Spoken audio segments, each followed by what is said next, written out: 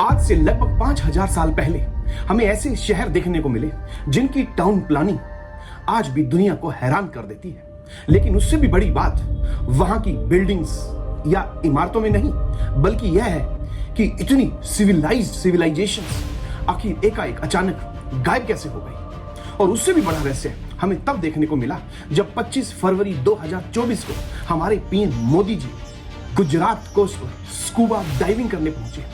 तब हमें एकाएक अरब सागर में ऐसा शहर देखने को मिला जो कहीं ना कहीं हड़प्पा सभ्यता से पूरी तरह मेल खाता था। अब उससे भी बड़ा अचंभा जो हमें सामने आया, अरब सागर की गहराइयों में डूबी हुई एक नगरी जिसने इतिहास के सामने फिर से एक नया सवाल खड़ा कर दिया है। क्या श्री कृष्ण की द्वारका और हड़प्पा में हमें समरूपता देखने को मिली? क्या ये दोनों शहर आपस में किसी न किसी रूप से आपस में जुड़े हुए थे, या ये मात्र एक संयोग है? आज हम इसके सिर्फ निष्कर्ष पे ही नहीं पहुंचेंगे, बल्कि हम जांच करेंगे आर्कियोलॉजिकल सोर्सेज की, समुद्री खोजों की और ऐतिहासिक ग्रंथों से होते हुए साइंटिफिक टेम्परामेंट की। सबसे पहले बात की जाए तो यहां हमें जो सबसे बड़ी सिमिलरिटी नजर आती है वो है मैट्रियार्कल सोसाइटी की। जी आप सभी को पता होगा कि इंडस वैली सिविलाइजेशन या सिंधु घाटी की सभ्यता, इसकी जो सबसे बड़ी हमें अचीवमेंट देखने को मिलती है, या खास बात अगर मैं कहूं तो ये ज्यादा एप्रोप्रिएट होगा, ये देखने को मिलती है वो है मैट्रियार्कल सोसाइटी, मतलब मातृसत्तात्मक समाज। लेकिन जब हम श्री कृष्ण की द्वारका को देखते हैं तो हमें ऐसा कोई सिंपल या डायरेक्ट इन्फ्लुएंस देखने को नहीं मिलता कि वहां पे मैट्रियार्कल सोसाइटी थी। लेकिन जब हम उनके धार्मिक ग्रंथों की बात की जाए या महाभारत की बात की जाए तो हमें कहीं ना कहीं ये पूरी सिमिलरिटी देखने को मिलती है। कैसे?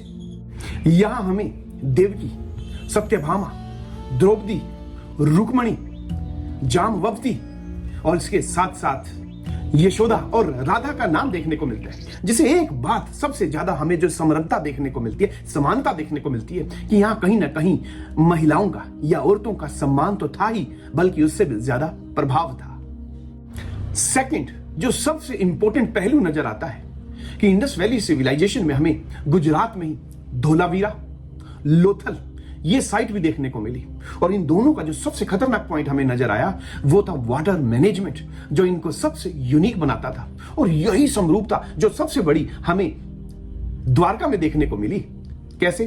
क्योंकि यहां पर भी हमें पक्के घर देखने को मिले, पक्की सड़कें देखने को मिली, गलियां देखने को मिली। और उससे भी बड़ी चीज जो इन सबसे यूनिक बनाती है इनको, वो है इनकी वाटर मैनेजमेंट। और तीनों में हमें सिमिलरिटी देखने को मिली।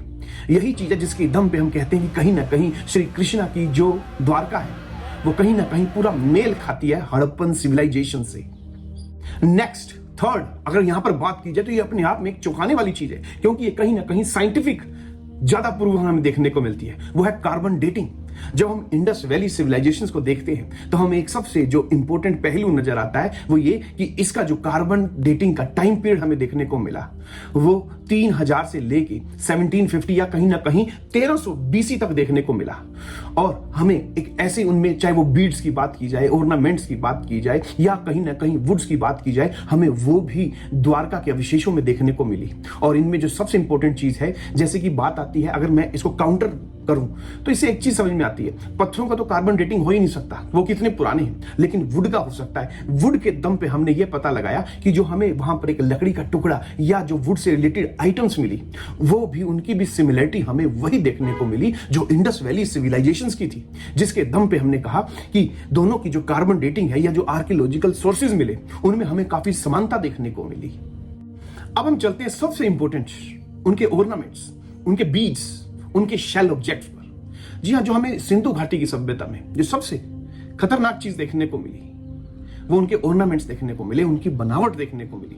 और हूबहू ऐसी बनावट हमें द्वारका में भी देखने को मिली। अब आप बोलेंगे वो कैसे? देखिए, इंडस वैली सिविलाइजेशन में जो सबसे इंपॉर्टेंट जेम्स स्टोन्स देखने को मिला वो था कार्नेलियन। कार्नेलियन ये सेमी प्रीशियस स्टोन होता है जो हल्के लाल रंग का या गहरे लाल रंग का हमें देखने को मिलता है। लेकिन इसके सबसे बड़ी जो खास बात हमें देखने को मिली, ये सिंधु घाटी की सभ्यता से मेसोपोटामिया या इजिप्ट में भी हमें देखने को मिलता था।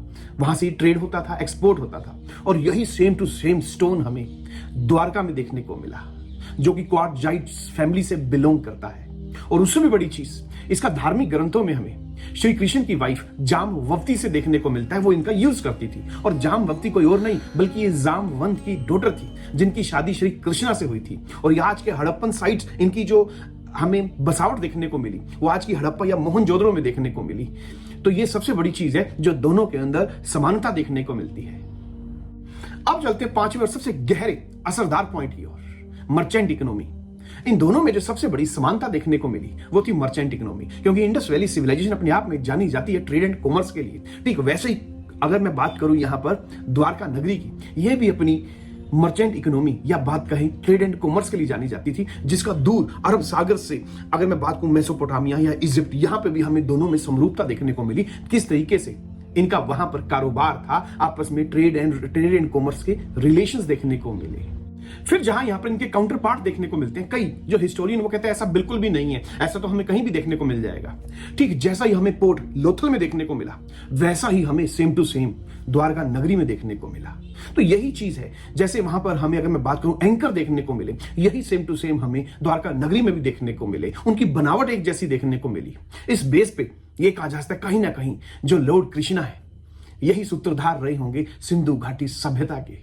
और इससे भी जो इंपॉर्टेंट बात हमें देखने को मिली, 6 पॉइंट की हम यहां पर बात करें सीटाडल की।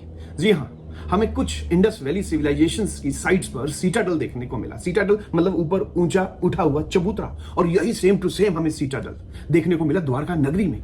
अभी इस पर पूरी रिसर्च तो नहीं की जा सकती क्योंकि पानी के अंदर है, क्योंकि अभी भी 750 के आसपास इंडस वैली सिविलाइजेशन में हमें साइट्स मिली हैं, जिनकी हमने 30 सिविलाइजेशंस की गहनता से खुदाई की है। अभी खुदाई की जानी आगे बाकी है। सेम टू सेम यही चीज हमें द्वारका नगरी में भी देखने को मिलती क्योंकि वो पानी के अंदर है।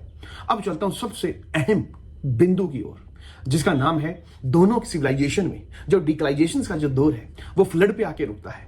कहीं ना कहीं हम सब सम्मति से, आपने लास्ट में जरूर सुना होगा, जो डिक्लाइजेशन है इंडस वैली सिविलाइजेशंस में वो फ्लड को रिस्पॉन्सिबल माना गया। वहीं जो हम द्वारका नगरी को देखते हैं वो आज की डेट में आपको पूरी पानी के अंदर ही मिलेगी। वहां पे भी हमें सेम टू सेम यही चीज देखने को मिली। तो आप देखोगे किस तरीके से दोनों में इतनी सारी हमें सिमिलरिटी देखने को मिली, जिसके दम पे हम कह सकते हैं ऐसा।